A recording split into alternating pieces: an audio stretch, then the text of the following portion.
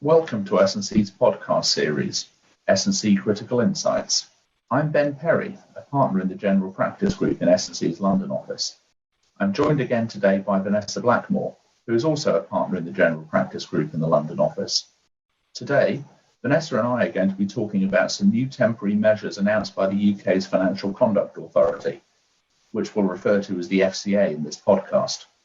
These measures were principally designed to assist UK-listed companies to raise additional equity capital quickly and effectively in response to the COVID-19 pandemic, whilst balancing the needs of investors. We're going to talk today about developments in 4 areas in particular. These developments will give UK-listed companies the potential ability to 1. Issue more additional equity without having to observe shareholders' pre-emption rights. 2. Make a clean working capital statement in a prospectus or shareholder circular, while including assumptions relating to the COVID-19 pandemic. 3. Where possible, make use of the Simplified Prospectus regime introduced by the EU Prospectus regulation. And 4. Avoid the need to hold a shareholder meeting to approve a transaction. In relation to the first of these areas, pre-emption rights, the FCA has not actually introduced any new rules. However, it has made a public statement urging market participants to review recent guidance by the UK institutional investor bodies, and that guidance aims to maintain protection for investors against dilution, whilst facilitating capital raising by listed companies. I'm now going to hand over to Vanessa, who will explain this development in more detail. Thanks, Ben. So, by way of background, there are usually limits on the ability of a company with a premium listing in the UK to issue new equity securities for cash without first offering existing shareholders the right to acquire their pro rata share of the issue. We'll refer to these rights of shareholders as pre-emption rights. And by equity securities, we mean both ordinary shares and securities carrying a future right to ordinary shares, such as convertibles. These limits apply because, first, UK incorporated companies are subject to statutory pre-emption rights, whether or not they are listed. And second, non-UK incorporated companies that have a premium listing in the UK are required under the listing rules to act as if they were subject to the UK statutory pre-emption rights. These limits mean that a company with a UK premium listing can only issue new equity securities for cash without first offering them to existing shareholders if it first passes a special resolution to disapply those pre-emption rights. A special resolution requires approval of 75% of the votes cast at a shareholder meeting. What a UK-listed company will usually do is seek approval each year from its shareholders at its annual general meeting for a general disapplication of pre-emption rights to enable it to issue equity securities for cash other than to existing shareholders. But it's normal for that disapplication to apply only to a small percentage of the company's existing share capital. A restriction on the size of the disapplication is not required under law or by the listing rules. However, a group called the Pre-emption Group, which is made up of representatives from a number of UK institutional investor bodies, issues periodic guidance to the market on what it considers are acceptable parameters for the disapplication. Before the COVID-19 pandemic, the Pre-emption Group considered a request by a UK-listed company for a general disapplication of pre-emption rights to be acceptable if it allowed the company to issue up to 5% of its share capital for general purposes and up to a further 5% of its share capital in connection with a specified acquisition or investment. In addition, the Pre-emption Group recommended that a listed company should issue no more than 7.5% of its share capital for cash on a non-preemptive basis over a rolling 3-year period. The new development is that the Pre-emption Group has issued guidance saying that it will support requests by listed companies for general disapplications of pre-emption rights that would allow the relevant company to issue up to 20% of its share capital. The Pre-emption Group's new guidance has been publicly endorsed by the FCA. The Pre-emption Group has, however, place some additional limitations on a company's ability to use this 20% limit for new equity issues. The two main ones to keep in mind are, first, that a company needs to undertake proper consultation with a representative sample of its major shareholders in relation to the new issue. And second, that as far as possible, the new issue should be made on a soft preemptive basis. That means the arranging banks should allocate shares to investors in accordance with an allocation policy which, to the extent possible, replicates the existing shareholder base. However, the pre-emption group does recognise that the limitations of this mean that it is likely not all shareholders will be able to participate. Ben's now going to talk about some of the practical implications of this. Thanks, Vanessa. As you say, we think that there are a few practical points that are worth mentioning in relation to this new development on pre-emption rights. First, a listed company would need to hold a shareholder meeting to seek approval for a larger disapplication of pre-emption rights if it wanted to take advantage of this. Listed companies that have not yet issued their AGM notices are in the best position in the short term to seek approval for larger disapplications. Companies that had already sent out their AGM notices prior to the new guidance being issued would either need to consider postponing their AGMs or holding separate shareholder meetings to approve larger disapplications, and both of these have cost implications. Second, for a UK company, it was already possible to structure an equity fundraising as a cash box transaction to fall outside the statutory pre-emption rights and therefore avoid the need to seek or use up a disapplication of pre-emption rights. Now, a cash box transaction typically involves the arranging banks subscribing for new shares in an SPV subsidiary of the listed company, using the proceeds of a placing of new shares of the listed company. The new shares, then, are technically issued by the listed company in exchange for shares in the SPV. Therefore, the statutory pre-emption rights do not apply, as the new shares are not issued by the listed company for cash. However, the pre-emption group had previously discouraged the use of cash box transactions by saying that any equity securities issued in a cash box transaction fell within the limits in its guidance.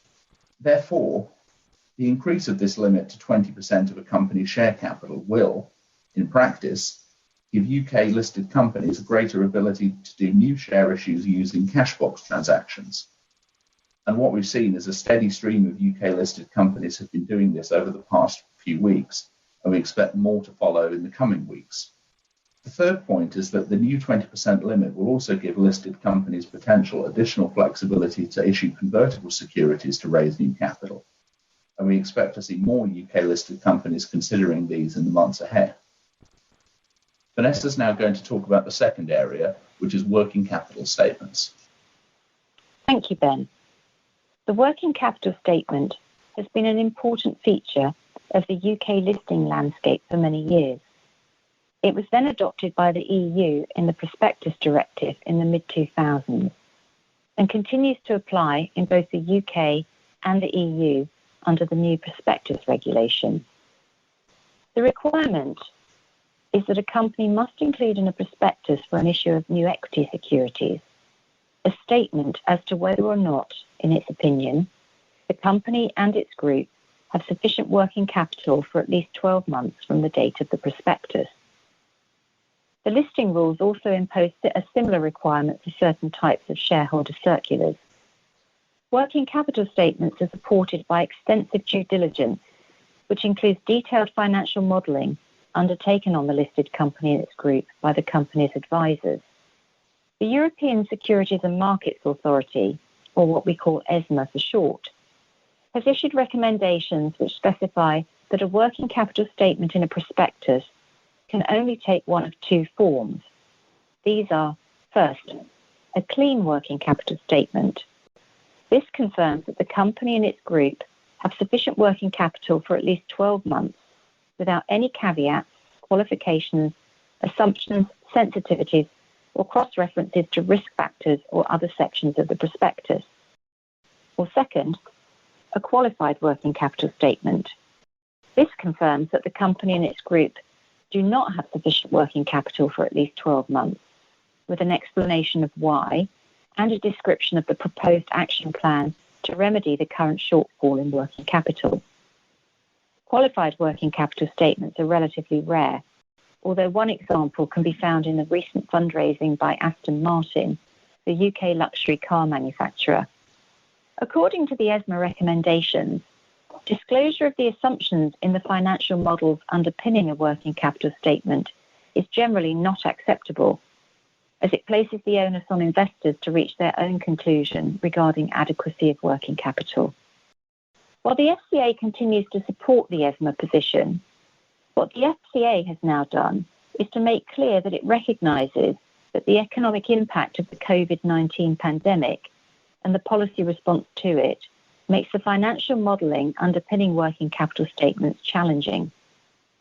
In particular, one of the principles in the ESMA recommendations is that a company is expected to have undertaken an assessment of whether there is sufficient margin or headroom to cover a reasonable worst-case scenario. Due to the COVID-19 pandemic, many listed companies are currently unable to model such a scenario.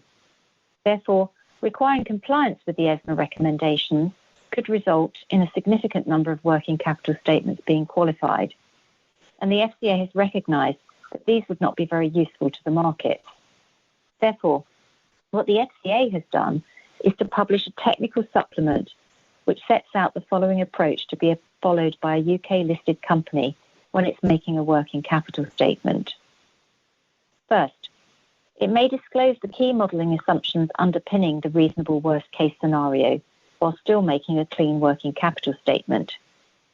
Second, these assumptions may only be related to COVID-19, and they must be clear, concise, and comprehensible. Assumptions unrelated to COVID-19 are not allowed to be included. And third, there must also be a statement that the working capital statement has otherwise been prepared in accordance with the ESMA recommendations. The FCA's new approach on working capital statements is temporary rather than permanent. It applies from April the 8th until further notice.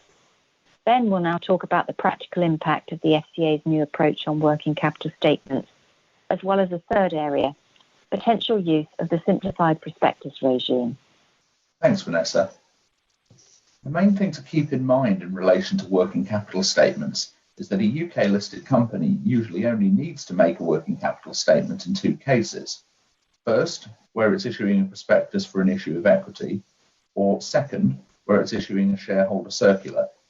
Therefore, we will only likely see the practical impact of the FCA's new approach on large equity fundraisings, as a UK-listed company can issue and list up to 20% of its share capital on a rolling 12-month basis without having to file a prospectus. The fundraisings which have been announced by UK-listed companies in recent days and weeks have all been for less than 20% of those companies' share capital, and therefore have not required a prospectus. As a result, we really have yet to see UK-listed companies taking advantage of the FCA's new temporary position on working capital statements, although we expect that this will happen as larger equity fundraisings are discussed. Turning now to the simplified prospectus regime, this is something which is available under the EU prospectus regulation to companies which have been listed for at least 18 months. The rationale for the simplified prospectus regime is that investors will already be familiar with the company as a result of the requirement for the company to make periodical financial and other disclosures to the market. Therefore, such a company is not required to publish a full prospectus under the prospectus regulation. The use of the simplified prospectus regime is voluntary rather than mandatory. However, what the FCA has now done is to publicly encourage listed companies which are issuing new equity in response to the COVID-19 pandemic to use the simplified prospectus regime where possible. And that's in order to enable investors to focus on the changes that have occurred since the publication of the company's previous annual report, as well as the reason why the company is issuing new capital. It's worth bearing in mind, in light of our discussion on working capital statements just now, that using the simplified prospectus regime doesn't excuse a company from having to make a working capital statement where its market capitalization is more than 200 million euros. Going back to the simplified prospectus regime, the idea is that having to produce a much shorter prospectus should enable UK-listed companies to be able to come to market more quickly and with less expense. However, use of the simplified prospectus regime may, in practice, not be an option where the offer is being made outside the EU into jurisdictions which they have their own disclosure requirements, such as the US. I'm going to hand back to Vanessa now to talk about the last development, which is in relation to shareholder meetings.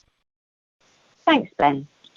Companies with a UK premium listing are required to hold a shareholder meeting to obtain shareholder approval for Class 1 transactions and for related party transactions. Under the listing rules, transactions are classified according to their size relative to that of the issuer as a result of applying certain percentage ratios. A Class 1 transaction is one where any percentage ratio is 25% or more, and so it is likely to be significant. A Class 1 transaction requires publication of a shareholder circular and approval by the company's shareholders in the shareholder meeting by a simple majority of the votes cast. A related party transaction under the listing rules is one between a premium listed company or one of its subsidiaries and a related party, and there are only some very limited exceptions to these rules. Related parties include any person who holds 10% or more of the voting shares of the issuer. A related party transaction requires publication of a shareholder circular and approval by the company's shareholders in the shareholder meeting. This is also by simple majority of the votes cast, but for a related party transaction, the related party is not allowed to vote. What the FCA has done is to temporarily modify the requirement to hold a shareholder meeting to approve Class 1 transactions and related party transactions.